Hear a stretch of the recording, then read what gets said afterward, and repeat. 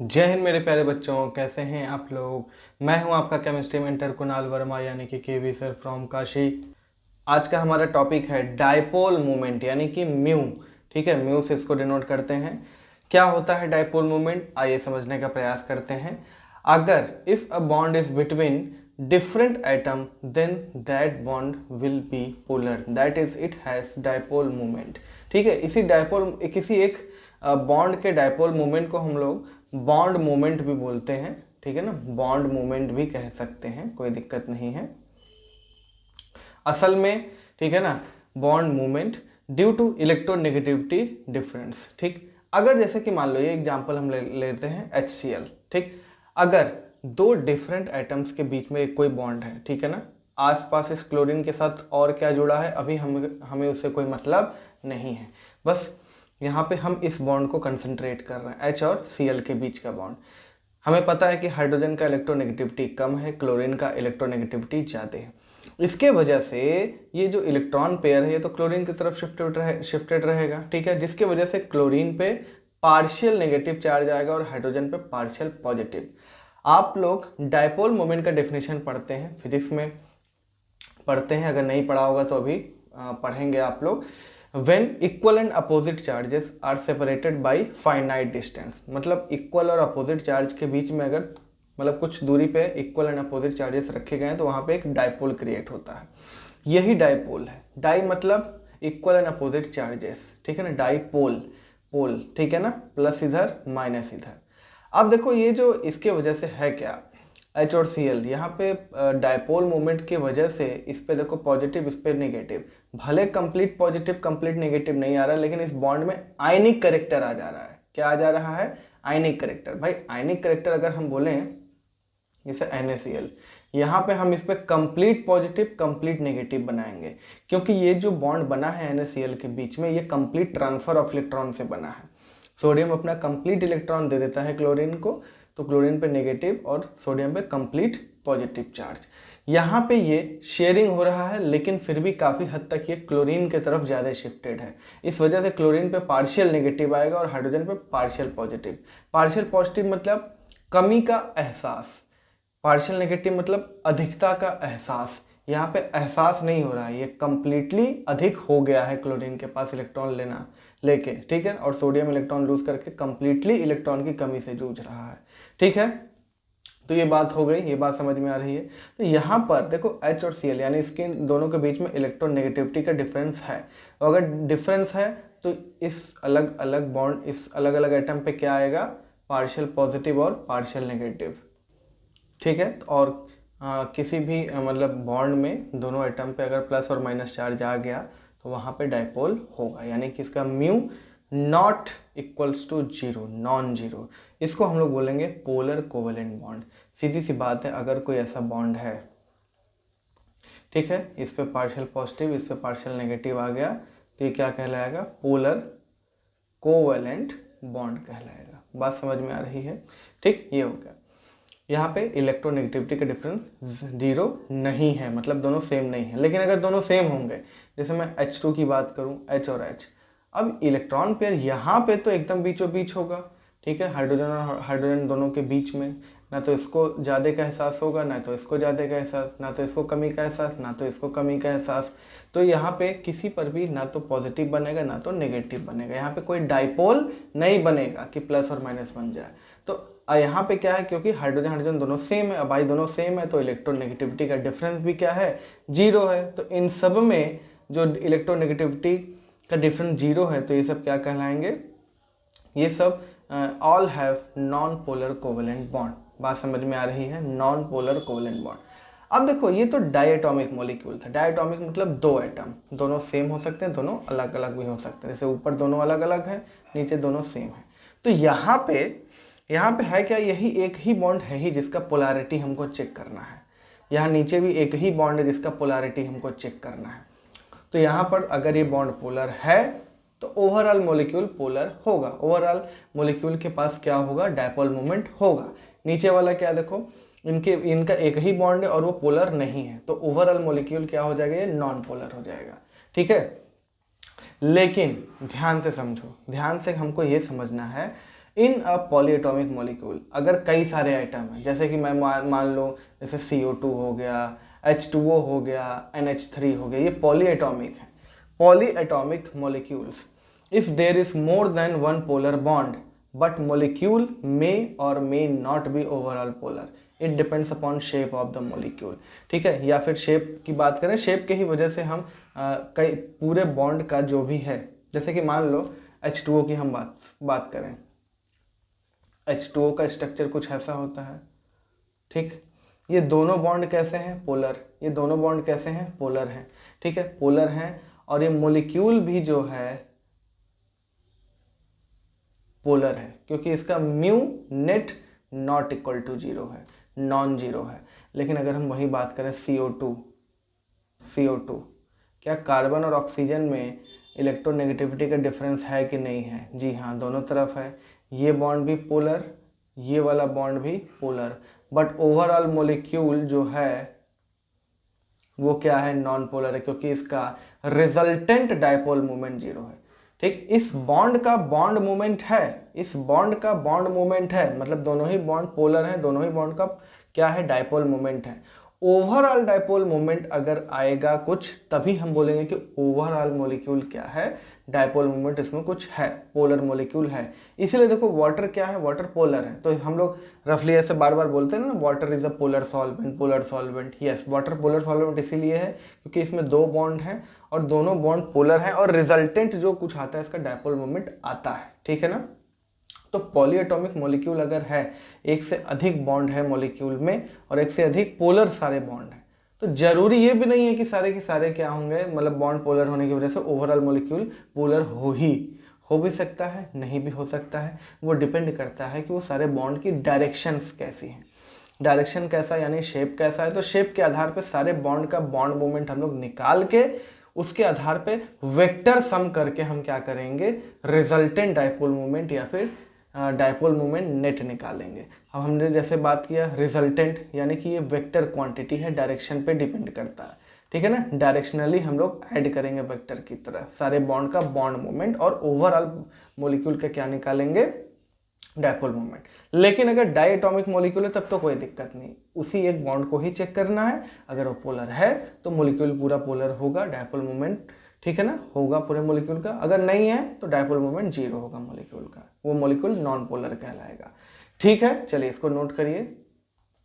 ठीक है, चलिए अब देखिए, ये बात हमने वही समझाई है। देखो, C डबल बॉन्ड हो, C डबल बॉन्ड हो, ये दोनों ही बॉन्ड पोलर बॉन्ड है, लेकिन overall molecule is non polar, क्योंकि म्यू नेट 0 है।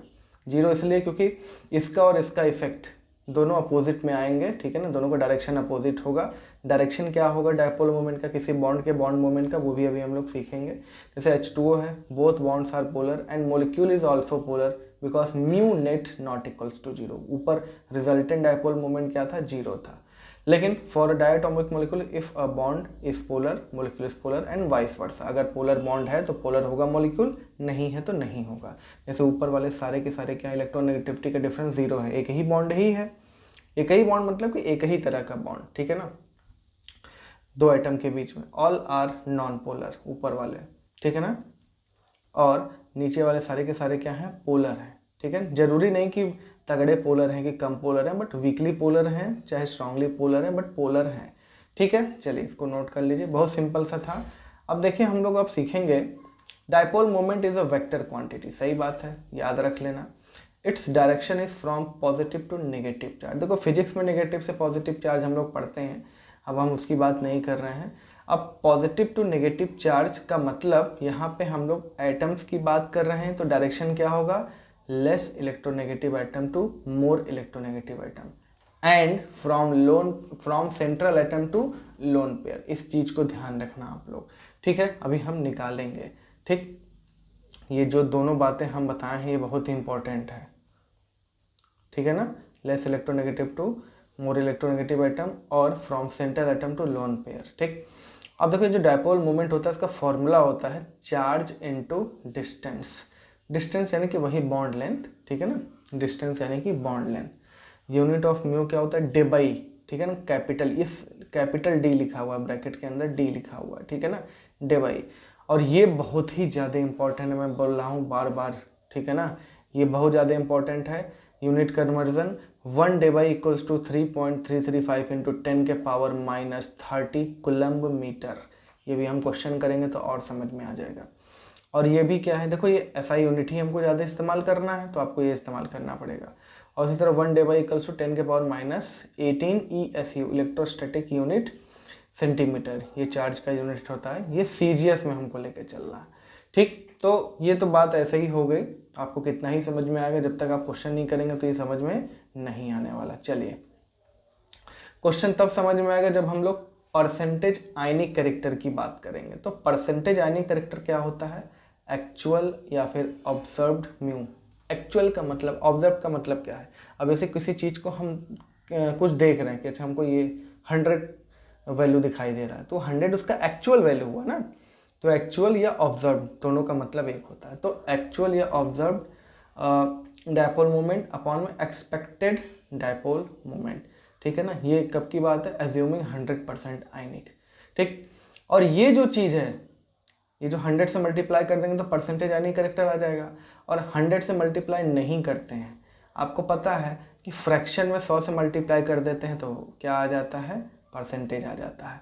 तो एक्चुअल या ऑब्जर्व्ड डायपोल मोमेंट अपॉन में एक्सपेक्टेड डायपोल मोमेंट, इसको बोलेंगे हम fraction of charge on atom, ठीक है। जैसे दोनों एटम पे प्लस पार्शियल पॉजिटिव और पार्शियल नेगेटिव बनेगा, ठीक है। तो अब जाहिर सी बात है, हम लोग कोवेलेंट मॉलिक्यूल की बात कर रहे हैं, तो 100% तो प्लस और माइनस बनेगा नहीं, क्योंकि आयनिक बॉन्ड थोड़ी है कि 100% प्लस माइनस बनेगा। तो कितना फ्रैक्शन ऑफ चार्ज ट्रांसफर हुआ, ठीक है ना। जैसे कि अगर हम बोले 10%, ठीक, 10% यानी 10% पार्शियल पॉजिटिव इस पे है, 10% पार्शियल नेगेटिव इस पे, हम उसकी बात कर रहे हैं। और अगर परसेंटेज कोवेलेंट कैरेक्टर निकालना है तो 100 में से परसेंटेज आयनिक कैरेक्टर निकाल लेंगे, ठीक है ना। चलिए, 100 माइनस परसेंटेज आयनिक कैरेक्टर कर देंगे तो परसेंटेज कोवेलेंट कैरेक्टर आ जाएगा। चलिए, अब हम इस पर क्वेश्चन देख लेते तो हमको पूरी तरह से क्लियर हो जाएगा ये। If mu of HCl is 1.01 debye, find percentage ionic character, percentage covalent character and fraction of charge on each atom given bond length equals to 1.275 angstrom. ये वही, ठीक है ना, ये जो हम लोग Q इंटू डी करते हैं, ये वही D दिया हुआ है, ठीक है। तो सबसे पहले हम लोग देखो, ये जो म्यू HCl का दिया हुआ है, कोई भी चीज़ दिया हुआ है यानी कि वो एक्चुअल वैल्यू है। तो म्यू एक्चुअल क्या हो जाएगा, 1.01 D। अब क्योंकि ध्यान रखना, इसको हम SI यूनिट में चेंज कर लेते हैं। तो 1.01 इंटू 3.335 इंटू 10 के पावर -30 सेंटीमीटर, ये हमने निकाल लिया, ठीक है। म्यू एक्सपेक्टेड जो हम फॉर्मूला से निकालेंगे, ठीक है ना। कोई भी चीज़ हम कॉपी कलम से पेन से पेपर पे कर रहे हैं तो वो क्या हो जाएगा, एक्सपेक्टेड वैल्यू या फिर कैलकुलेटेड वैल्यू, ठीक है। तो म्यू एक्सपेक्टेड क्या हो जाएगा, चार्ज इनटू डिस्टेंस। चार्ज क्या है भाई, ये आपको ये याद करो, यहाँ पे क्या लिखा था, एज्यूमिंग 100% आयनिक। एक्सपेक्टेड म्यू मतलब एज्यूमिंग 100% आयनिक, ठीक है। तो ध्यान से समझो, ये हमने निकाल लिया। अब HCl की अगर हम बात करें, ये H और Cl, अगर हम 100% आयनिक मान रहे थे, इस पर complete positive complete negative.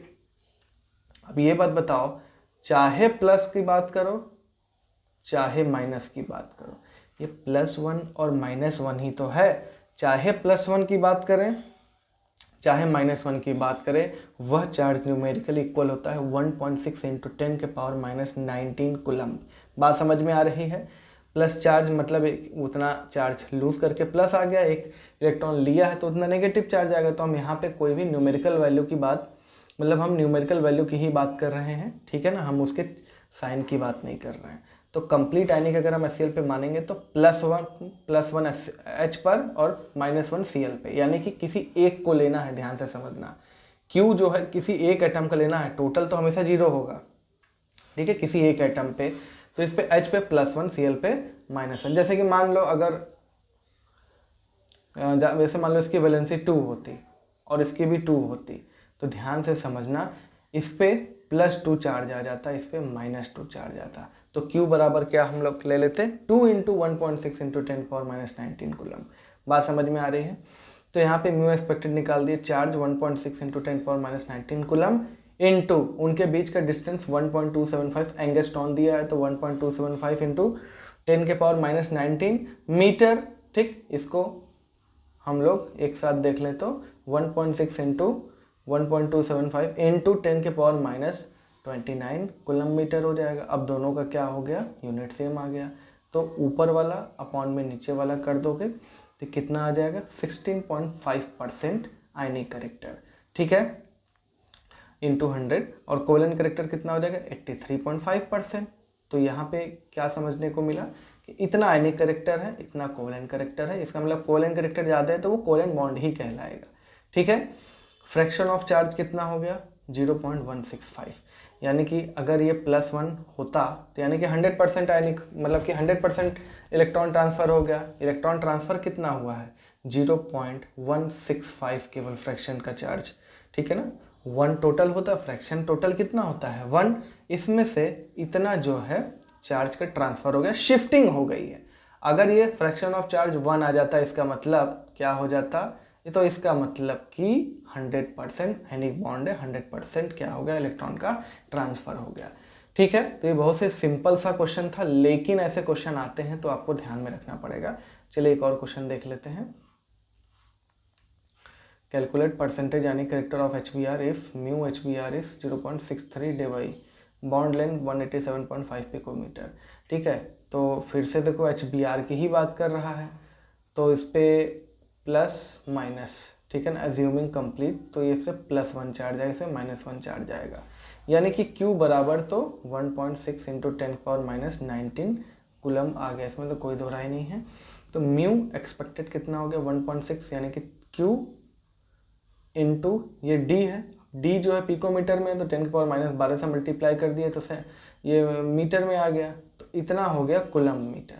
Mu actual दिया हुआ है 0.63 डेबाई, तो 0.63 into 3.335 into 10 power minus 30 centimetre, sorry centimetre नहीं है कूलम मीटर है। ठीक है, परसेंटेज यानी करेक्टर कितना हो जाएगा, ये हो जाएगा म्यू एक्चुअल अपॉन में म्यू एक्सपेक्टेड। ठीक है, तो दिस अपॉन दिस करेंगे इंटू 100, तो ये कितना आ जाएगा 7%। ठीक है ना, यानी कि 7% ये आयनिक करेक्टर है, बहुत तगड़ा इसमें कोवेलेंट करेक्टर है, 93% कोवेलेंट करेक्टर है। ठीक है ना, और कितना हो जाएगा फ्रैक्शन ऑफ चार्ज, तो 0, इसको 7/100 करेंगे तो 0.07, यानी कि केवल 0.07 जो है चार्ज का ही शिफ्टिंग हुआ है। ठीक है ना, बीचों बीच होता तब हम बोलते कि 0 था, लेकिन थोड़ा सा उधर खिसक गया है, 0.07 केवल fraction.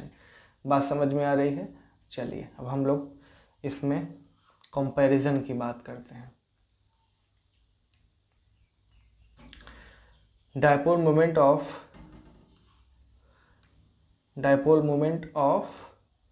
polyatomic molecules, it is the vector sum of bond moments of all polar bonds and lone pair moment यानी कि वही सेंट्रल एटम से जो लोन पेयर की तरफ डायरेक्शन हम बता रहे थे।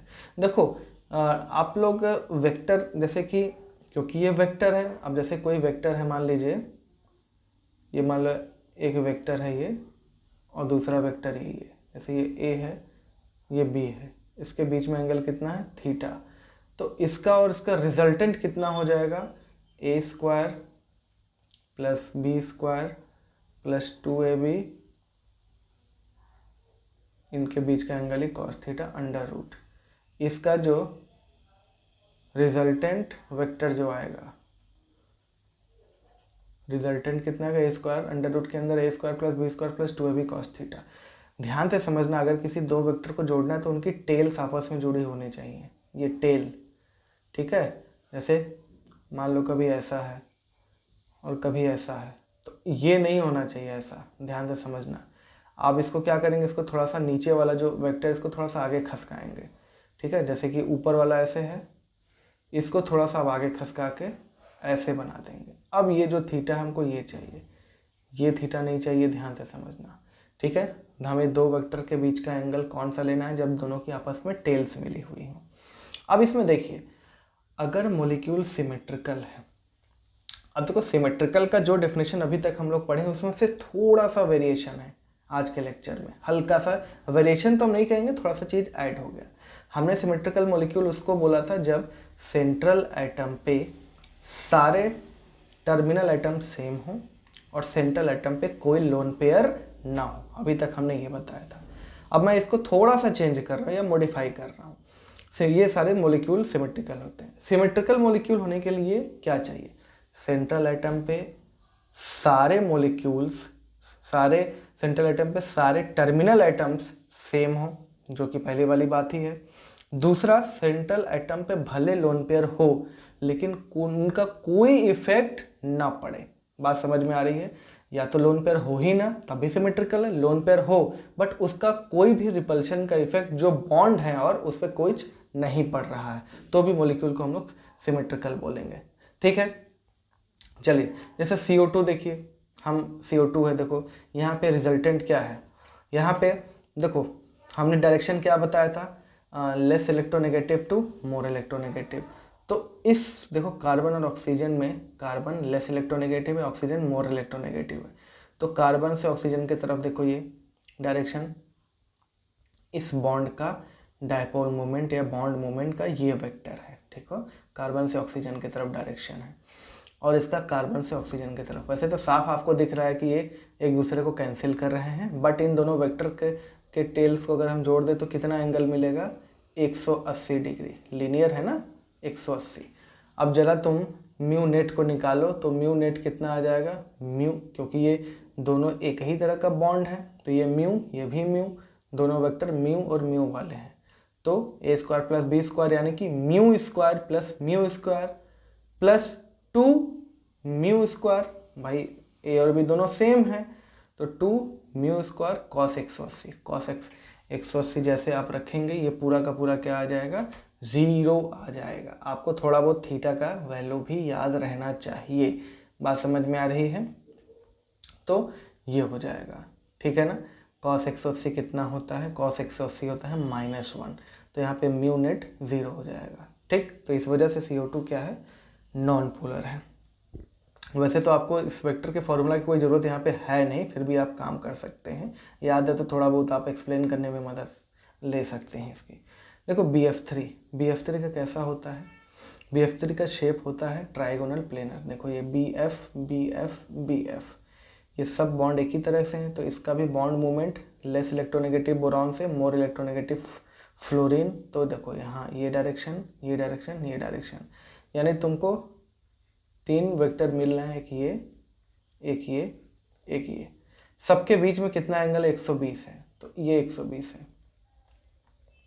जरा ये म्यू और ये म्यू का रिजल्टेंट निकालो तो देखो ये और ये, इसका कुछ यहाँ रेड कलर से हम बनाए हैं ना, म्यू डैश, ठीक है ना। ये नीचे वाला जो ये वाला बॉन्ड है इसका बॉन्ड मूवमेंट और इसका बॉन्ड मूवमेंट दोनों का म्यू म्यू है। इन दोनों बॉन्ड मूवमेंट का रिजल्टेंट ये नीचे आएगा, रेड से हमने बना के रखा हुआ है म्यू डैश। तो म्यू डैश क्या हो जाएगा? इसका mu square plus 2 mu into mu, cos कितना है यहाँ पे? 120 है, ये 120 है, ठीक है ना। खिचड़ी बन जाएगी यहाँ पे, 120 एंगल है ये। तो 120 कितना होता है? कॉस -1/2, तो mu square plus 2 mu square into -1/2। तो ये रूट के अंदर म्यू स्क्वायर आएगा यानी कि म्यू ही आ जाएगा। यानी इन दोनों का जो रिजल्टेंट आ रहा है, इन दोनों का जो रिजल्टेंट आ रहा है ये कितना आ रहा है? म्यू ही आ रहा है, और ये वाला भी म्यू ही था। तो ऊपर भी म्यू, इन दोनों का रिजल्टेंट नीचे भी म्यू। ठीक, वैसे तो एक दूसरे को कैंसिल कर देगा क्योंकि दोनों का मैग्नीट्यूड सेम है म्यू और म्यू। वैसे भी आप फिर दोबारा निकाल सकते हैं, इन दोनों के बीच में कितना एंगल है? 180, तो 0 ही आएगा। तो ये म्यू नेट कितना आ जा रहा है? 0 आ जा रहा है। तो बात समझिए आप लोग कि अगर मॉलिक्यूल सिमेट्रिकल है, सेंट्रल एटम पे कोई लोन पेयर नहीं है और सारे टर्मिनल एटम सेम है, या फिर सारे टर्मिनल एटम सेम है और सेंट्रल एटम पे कुछ लोन पेयर हैं बट उनका इफेक्ट जो है बॉन्ड पे कुछ पड़ नहीं रहा है, तो वो 0 हो जाएगा। तो BF3 BCl3 BBr3 BI3 AlCl3 CH4 CCl4 SO3 PCl5 SF6 IF7 XeF2। देखो XeF2 का देखो बड़ा अच्छा एग्जांपल है। XeF2 देखो ये ऐसा स्ट्रक्चर होता है, ठीक है। ये पंखे का ब्लेड याद आ रहा है, ठीक, तो देखो ये जो है सेंट्रल एटम से लोन पेयर की तरफ, इसका एक डायरेक्शन में इधर, एक डायरेक्शन में इधर, एक डायरेक्शन में इधर, तो इन सब का जो डायपोल है आपस में रिजल्टेंट, भाई देखो यहाँ पे हम लोग पढ़े थे ना, अगर 180 डिग्री पे दोनों डायपोल है तो आमने सामने एकदम इधर है और एक इधर है, अपोजिट है, दोनों खत्म। और अगर तीनों वेक्टर के बीच में देखो ये 120 120 120 डिग्री है तो ओवरऑल वहाँ पे 0 आएगा। तो यहाँ पर भी देखो 120 120 120, यहाँ पे लोन पेयर मोमेंट है, इसको हम लोग बॉन्ड मोमेंट नहीं बोलेंगे, लोन पेयर मोमेंट बोलेंगे। सेंट्रल एटम से लोन पेयर की तरफ, सेंट्रल एटम से लोन पेयर की तरफ 120, सेंट्रल एटम से लोन पेयर की तरफ, इन तीनों के बीच में कितना 120 है। तो ये इन तीनों लोन पेयर का तो इफेक्ट खत्म, ठीक है। वैसे भी इन दोनों बॉन्ड, ये जो बॉन्ड है इसके बीच में 180 है, कोई इफेक्ट है नहीं, ठीक। तो अब कोई इफेक्ट नहीं है तो इसका मतलब भले यहाँ पे सेंट्रल एटम पे 3-3 लोन पेयर हैं बट ये मॉलिक्यूल सिमेट्रिकल कहलाएगा। बात समझ में आ रही है।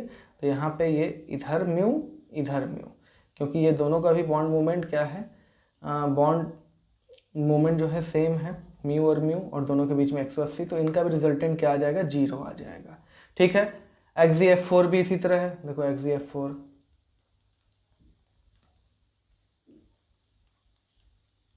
ये लोन पेयर, ये लोन पेयर, इन दोनों लोन पेयर का नील इफेक्ट, ठीक है, दोनों का कोई इफेक्ट इन चारों बॉन्ड पे पड़ नहीं रहा है। और ये देखो इधर, ये इधर, ये इधर, ये इधर, ठीक है, सब बॉन्ड का बॉन्ड मूवमेंट मिला के रिजल्टेंट म्यू 0 आ जा रहा है। तो सारे के सारे सिमेट्रिकल मॉलिक्यूल का तो म्यू 0 होना ही होना है। लेकिन अगर हम बात करें CHCl3 तो ध्यान से समझना, इसका म्यू नॉन जीरो होगा, 0 के बराबर नहीं होगा, इसका कुछ डायपोल मोमेंट होगा, क्योंकि देखो यहाँ पे कार्बन पे कोई लोन पेयर तो नहीं है बट सारे टर्मिनल आइटम भी सेम नहीं है, एक हाइड्रोजन 3 क्लोरीन अलग हैं, तो ये सिमेट्रिकल नहीं है, इस बात का ध्यान रखेंगे आप लोग। क्लियर है। चलिए आगे बढ़ते हैं। देखिए H2O की अगर हम बात करें तो ऐसा कुछ स्ट्रक्चर होता है, इसका म्यू नेट नॉन जीरो होता है। देखो ये हाइड्रोजन से ऑक्सीजन की तरफ, ये भी हाइड्रोजन से ऑक्सीजन की तरफ। देखो इसके लिए आपको ज्योमेट्री बनाना आना चाहिए, शेप, ठीक। ये मत सोचना कि सर ये तो एक लोन पेयर ऊपर एक नीचे बनाए हैं, नहीं, ये 3D स्ट्रक्चर है, आप लोग अच्छे से देख रहे हैं। ये ऊपर और नीचे नहीं है, ये साइड में है, एक ऐसे है तो एक ऐसे है, ये साइड में है, दोनों का कुछ ना कुछ रिजल्टेंट आएगा, यानी कि लोन पेयर मोमेंट भी कुछ आएगा, बॉन्ड मोमेंट भी कुछ आएगा, सबको हम जोड़ देंगे तो ओवरऑल क्या आएगा, डायपोल मूवमेंट आएगा कुछ H2O का। तो ये क्या है, पोलर है, नॉन जीरो इसका डायपोल मूवमेंट नेट। NCl3 देखो क्लोरीन से नाइट्रोजन की तरफ, नाइट्रोजन का ज़्यादा इलेक्ट्रोनेगेटिविटी होता है क्लोरीन से, है होता तो बराबर न्यूमेरिकल वैल्यू है, लेकिन नाइट्रोजन का साइज छोटा होता है तो उसके तरफ जाएगा ये। देखो ये तीनों उस तरफ जा रहे हैं और नाइट्रोजन से लोन पेयर की तरफ एक डायरेक्शन, ये भी लोन पेयर मूवमेंट, चारों एक दिशा में है, चारों ऐड हो जाएंगे तो म्यू नेट कुछ न कुछ आएगा। PH3 में भी इसी तरह है, ठीक है, हाइड्रोजन से ज़्यादा फॉस्फोरस इलेक्ट्रोनेगेटिव है और एक फॉस्फोरस से लोन पेयर की तरफ डायरेक्शन, चारों को जोड़ देंगे तो ये भी क्या हो जाएगा, mu net not equal to 0। तो ये सब अनसिमेट्रिकल मॉलिक्यूल्स थे, ठीक। Unsymmetrical molecules have net dipole movement, ठीक है, जैसे H2O, SO2, NH3, PCl3, ClF3, BrF5, CH2, Cl2, CH, Cl2, H2O, H2CO3, CH, Cl3, ठीक है ना। इस सब में क्या होगा, कुछ ना कुछ डायपोल मूवमेंट होगा। अब देखिए एग्जैक्ट निकाल पाना तो थोड़ा डिफिकल्ट है, जिसका डायपोल मूवमेंट नॉन जीरो है, क्योंकि एग्जैक्ट एंगल आपको पता कैसे रहेगा। अगर आपको कॉस याद भी करना है तो आप क्या याद कर सकते हैं, 30, 45, 60, 90, 120, ठीक है ना, 180, कुछ ऐसे ही कुछ याद कर सकते हैं। अगर कॉस 109 डिग्री 28 मिनट आ गया तो आप क्या करेंगे वहाँ पे, तो उतना आपसे पूछा नहीं जाएगा, चिंता मत करिए, केवल कंपेयर करने के लिए पूछा जा सकता है। तो मैक्सिमम तो चीज़ें आपको समझ में आ जाएंगी और 2-4 एग्जाम्पल ऐसे हैं जहाँ पे आपको याद करना ही पड़ेगा। चलिए अब हम लोग आगे बढ़ते हैं। इन जनरल जो डायपोल मूवमेंट किसी एक बॉन्ड का होता है, या dipole movement is directly proportional to electronegativity difference. तो देखो जैसे मोनो एटॉमिक है, मतलब डाई एटॉमिक, तो यहाँ तो कोई दिक्कत नहीं, HF, HCl, HBr, HI, सबसे ज़्यादा देखो H और F के बीच में क्या है, इलेक्ट्रोनेगेटिविटी का डिफरेंस, ठीक। फिर देखो जितना ज़्यादा इलेक्ट्रोनेगेटिविटी का डिफरेंस रहता है उतना ज़्यादा पार्शियल पॉजिटिव पार्शियल नेगेटिव बनेगा, तो ये आपको याद करना पड़ेगा। तो ये तीनों एग्जाम्पल में कोई खास दिक्कत है नहीं, ये आराम से याद हो जाएगा, इलेक्ट्रोनेगेटिविटी डिफरेंस जितना ज़्यादा है, क्योंकि एक ऑक्सीजन और हाइड्रोजन, सल्फर और हाइड्रोजन, सेलेनियम और हाइड्रोजन, टेलोरियम और हाइड्रोजन, हाइड्रोजन तो सेम है, तो सबसे ज़्यादा इलेक्ट्रोनेगेटिव ऑक्सीजन है, तो सबसे ज़्यादा डिफरेंस यहाँ पे मिलेगा। सिमिलरली यहाँ पे नाइट्रोजन की इलेक्ट्रोनेगेटिविटी सबसे ज़्यादा है और हाइड्रोजन सेम है सब में, तो सबसे ज़्यादा डिफरेंस यहाँ पे मिलेगा। म्यू ऑफ NH3 ज़्यादा होता है म्यू ऑफ NF3। ये बड़ा अच्छा एग्जाम्पल है, बड़ा फेमस भी है, तो इसको हम लोग डिस्कस कर लेते हैं। ये कुछ इस तरीके का है NH3 और ये NF3, ठीक है। देखो ज़्यादा इलेक्ट्रोनेगेटिव कौन है भाई, नाइट्रोजन, तो ये इधर जाएगा, इधर जाएगा, इसका भी इधर जाएगा, और नाइट्रोजन से लोन पेयर, ये चारों के चारों ऊपर जा रहे हैं, ऐसे आप मान लीजिए कि ऊपर जा रहे हैं। तो चारों बॉन्ड का, तीनों बॉन्ड का बॉन्ड मूवमेंट और ये नाइट्रोजन से लोन पेयर की तरफ भी लोन पेयर मूवमेंट, ये चारों क्या हो जा रहे हैं, ऐड हो जा रहे हैं। तो म्यू नेट जो भी आएगा सबको जोड़ कर आएगा, ठीक। यहाँ पे अगर हम बात करें तो नाइट्रोजन और फ्लोरीन में फ्लोरीन ज़्यादा इलेक्ट्रोनेगेटिव है, ध्यान से समझना। तो ये डायरेक्शन तीनों तो नीचे है और नाइट्रोजन से लोन पेयर का डायरेक्शन तो ऊपर ही रहेगा, सेंट्रल एटम से लोन पेयर। तो यहाँ पे चारों एरो जो हैं क्या वो एक डायरेक्शन में है? जी नहीं, तीन एक डायरेक्शन में, एक उसको अपोज कर रहा है। तो निश्चित सी बात है इसका रिजल्टेंट डायपोल मोमेंट NH3 का NF3 से ज़्यादा होगा। क्लियर है? तो ये देखिए, ये बड़ा अच्छा एग्जाम्पल है और ये आपको याद भी करना पड़ेगा। CH3Cl, देखो CH3F, CH3Cl, CH3Br, CH3I, जिसमें से CH3Cl सबसे ज़्यादा है, फिर उसके बाद CH3F और फिर Br और आयोडीन। बस यहाँ पे थोड़ा सा शिफ्टिंग आप कर लेंगे तो आपको याद हो जाएगा। हेलो एल्केन वाले चैप्टर में भी आपको देखने को मिलेगा, ठीक है। अब देखिए CH4, CCl4, CH4 तो नॉन पोलर है, CCl4 भी क्या है, नॉन पोलर है। क्यों? क्योंकि सिमेट्रिकल मॉलिक्यूल है, सारे टर्मिनल एटम सेम है, कोई लोन पर नहीं है, तो इन दोनों का जीरो ही होगा और ये सबसे पीछे होंगे इन सब में। अब देखो यहाँ पे याद करने का तरीका यही है, जैसे जैसे हेलोजन की संख्या घट रही है वैसे वैसे डायपोल मोमेंट क्या हो रहा है, बढ़ रहा है। तो ये भी आप याद कर लेंगे, याद करना ही पड़ेगा, उसमें हम बहुत लॉजिक नहीं लगा सकते। अपना जैसे तरीका मिले वैसे आप उसको याद करिए, ठीक है। अब देखिए डायपोल मोमेंट सिस का ज़्यादा होता है एज़ कम्पेयर टू ट्रांस। देखो ये सिस है, ये प्लेनर मॉलिक्यूल है, ऑर्गेनिक में आप लोग पढ़ेंगे भी डिटेल में। तो ये प्लेनर मॉलिक्यूल है, ठीक है। देखिए कैसे, देखिए ये कार्बन sp2, ये कार्बन sp3 है, कौन ज़्यादा इलेक्ट्रोनेगेटिव है, ये sp2, ठीक। तो ये इस तरफ से डायरेक्शन रहेगा, इसका हम अगर बात करें तो ये, ठीक, और इसका भी ये। तो देखो ये दोनों एक दूसरे को कैंसिल कर रहे हैं, और ये भी और ये भी एक दूसरे को क्या कर रहे हैं, कैंसिल कर रहे हैं। तो इसका मतलब म्यू नेट यहाँ पे क्या आ जाएगा, जीरो होगा। सब दोनों वेक्टर आपस में इधर उधर कैंसिल हो जा रहे हैं। यहाँ पे देखो ये जो है ऐसे है और ये जो है ऐसे है, इसको इधर बढ़ाओगे तो ये कुछ ऐसे आ जाएगा, तो इन दोनों के बीच में कुछ एंगल तो है, कैंसिल तो नहीं हो रहा।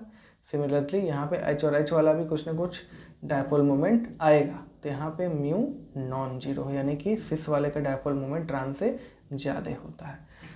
सिमेट्रिकल एल्काइंस, देखो ये सिमेट्रिकल एल्काइन है, ठीक है ना। ये sp3 है, ये sp2 sp है, तो इसका डायरेक्शन ऐसे होगा, इसका डायरेक्शन ऐसे होगा। देखो 180 डिग्री दोनों एक दूसरे को कैंसिल कर दे रहे हैं। बट यहाँ पे ध्यान दो, यहाँ पे ये हमको देखना है कि अगर ये म्यू है तो ये भी म्यू ही है।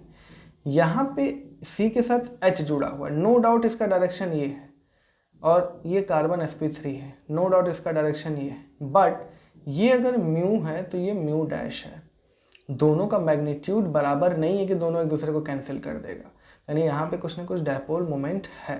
तो ये म्यू क्या हो जाएगा, इसका नॉन जीरो हो जाएगा, बट इसका म्यू जीरो हो जाएगा। बेंजीन का म्यू जीरो होता है। वैसे तो बहुत ज़्यादा लॉजिक नहीं लगा, आप लोग याद कर लेंगे तो बेहतर है, ठीक है। देखो ऐसा है, देखो बेंजीन का स्ट्रक्चर ये है। मैं इस कार्बन की बात करूँ, इस कार्बन की बात करूँ, देखो ऊपर से एक हाइड्रोजन का डायरेक्शन ऐसे नीचे की तरफ, नीचे से हाइड्रोजन का डायरेक्शन ऊपर की तरफ, यानी ये हाइड्रोजन और ये हाइड्रोजन एक दूसरे को कैंसिल कर दिया। ये वाला हाइड्रोजन, ये वाला हाइड्रोजन, यानी कि ये हाइड्रोजन एक दूसरे को कैंसिल कर दिया। ये हाइड्रोजन को कैंसिल कर दिया, यानी कि सब के सब क्या हो जाएगा, जीरो। तो ये नॉन पोलर होता है। आप लोग ऑर्गेनिक में अक्सर पढ़ेंगे नॉन पोलर सॉल्वेंट, तो उसमें बेंजीन का नाम कई बार आएगा आपके सामने, ठीक है। चलिए आगे बढ़ते हैं। ये देखिए यहाँ पे तो साफ दिख रहा है, एक ऊपर है एक नीचे है, बॉन्ड एंगल मतलब कितना है, 180 डिग्री। तो यहाँ पे तो म्यू जीरो ही होगा। यहाँ पे देखो मतलब पहला वाला कुछ ऐसा है, ठीक। दूसरा वाला कुछ ऐसा है।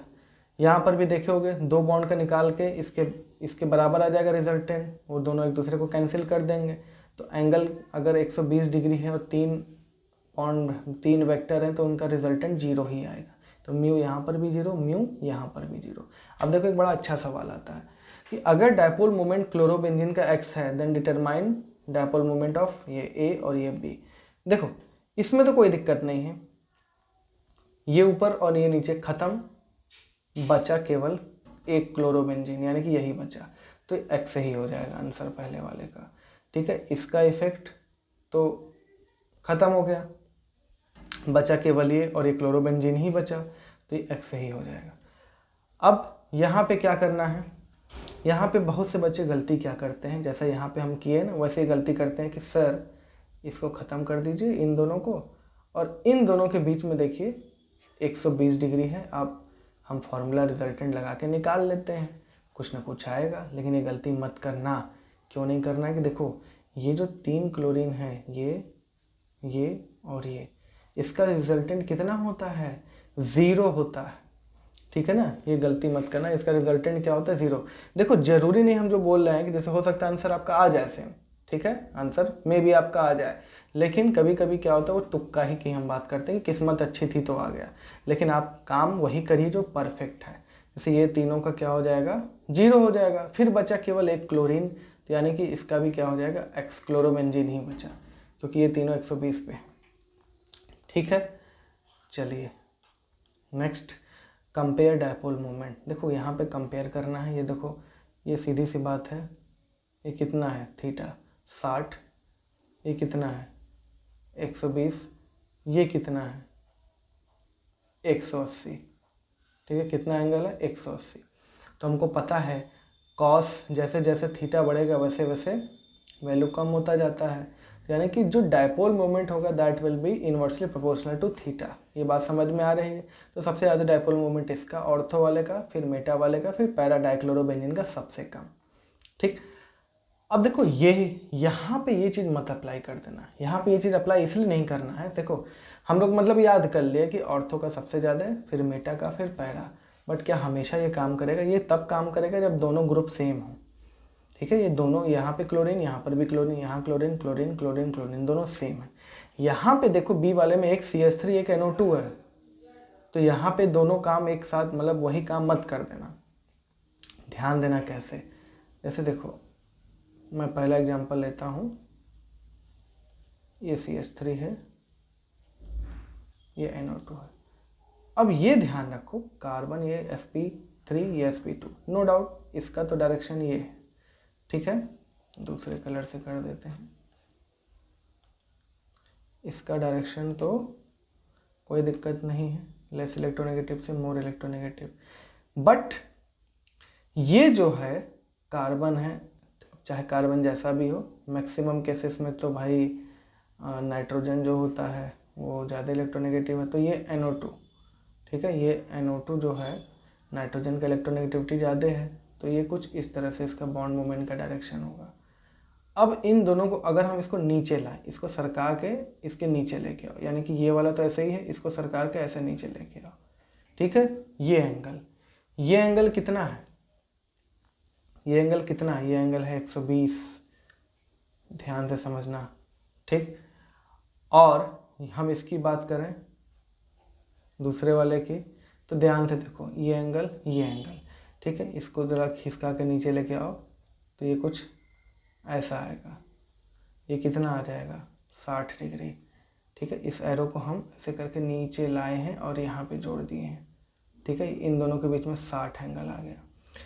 और यहाँ पे तो भाई इन दोनों को अगर हम ऐसे लाएंगे तो दूसरा वाला भी इसी पे कॉन्साइड कर रहा है, इसका मतलब इन दोनों के बीच में एंगल 0 है, ठीक। तो cos 0 कितना होता है 1।